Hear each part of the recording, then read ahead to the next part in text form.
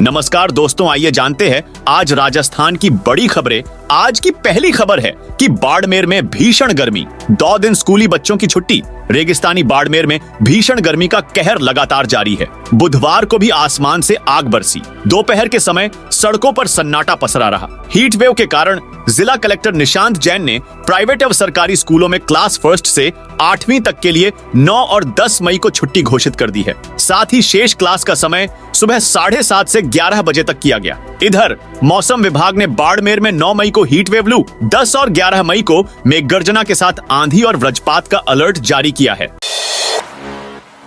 बाड़मेर में repolling booth पर 5 बजे तक 67.07% मतदान। बाड़मेर लोकसभा सीट पर दूसरे चरण का मतदान 26 अप्रैल को हुआ था, लेकिन चौहटन विधानसभा के एक बूथ पर फर्जी वोटिंग और गोपनीयता भंग होने पर दोबारा पोलिंग बुधवार को सुबह 7 बजे शुरू हुई। यहां बूथ पर दोपहर 5 बजे तक 67.07% मतदान हुआ है। बुधवार को कुल 1294 वोटर्स में से 868 मतदाताओं ने वोट डाले हैं।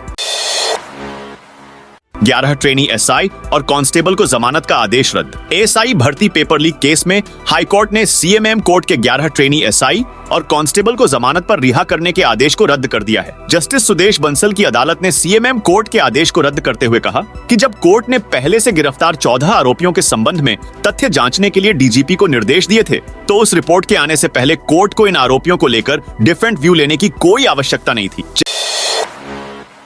जयपुर दिल्ली समेत 6 फ्लाइट कैंसिल हुई। जयपुर एयरपोर्ट से दिल्ली जाने वाले यात्रियों को आज परेशानी का सामना करना पड़ रहा है। एयर इंडिया एक्सप्रेस के क्रू मेंबर्स अचानक लीव पर चले गए हैं। इसकी वजह से दिल्ली से जयपुर आने वाली और जयपुर से दिल्ली जाने वाली 2 फ्लाइट्स को रद्द कर दिया गया है।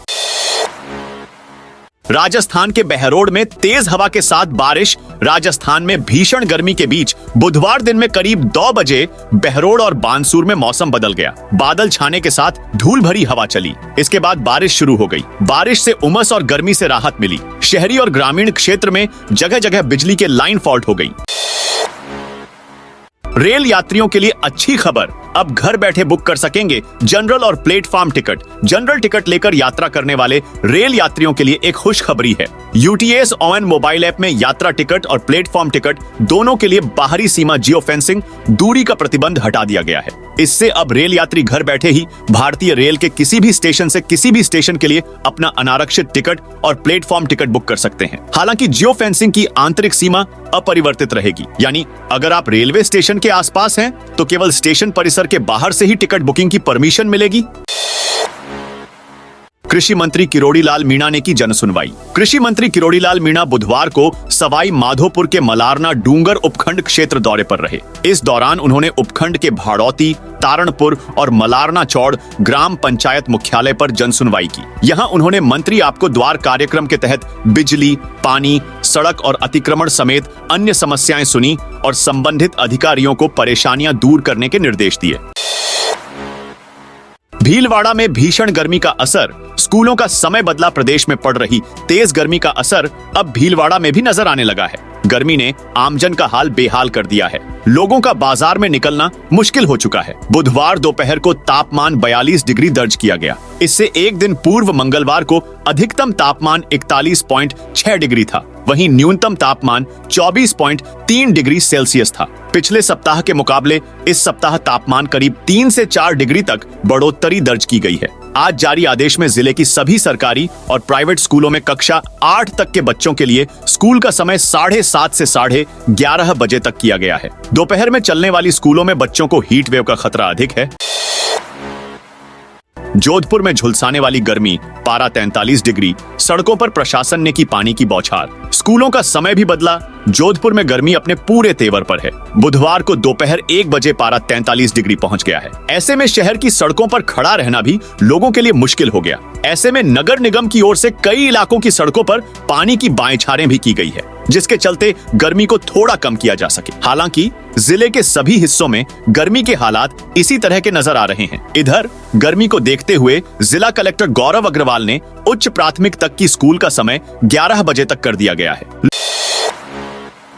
लू को देखते हुए रैपिड रिस्पांस टीमों का गठन। चुरू जिले में गर्मी और बढ़ते तापमान के साथ लू से बचाव के लिए चिकित्सा एवं स्वास्थ्य विभाग अलर्ट हो गया है। जिले में लू तापघात से बचाव के लिए सभी गवर्नमेंट अस्पताल में रैपिड रिस्पांस टीमों का गठन किया गया है। एम्बुलेंस सेवा में लू तापघात से बचाव की दवा रखने के निर्देश दिए हैं। अस्पताल में लू और तापघात की चपेट में आने वाले मरीजों के लिए अलग से बेड रखने और वार्ड में पंखा कूलर की व्यवस्था के निर्देश दिए गए हैं। बीकानेर में 12 बजे तक होगी स्कूलों की छुट्टी। बीकानेर में भीषण गर्मी और हीटवेव के मौसम को देखते हुए कलेक्टर नम्रता वृष्णि ने जिले के कक्षा 12वीं तक के सभी राजकीय और प्राइवेट स्कूलों में दोपहर 12 बजे तक बच्चों की छुट्टी करने का आदेश दिया गया है। कलेक्टर ने आदेश में लिखा, गर्मी और हीटवेव को देखते हुए स्कूली बच्चों की तबीयत बिगड़ सकती है। ऐसे में सभी राजकीय और प्राइवेट स्कूलों में आदेश की पालना हो।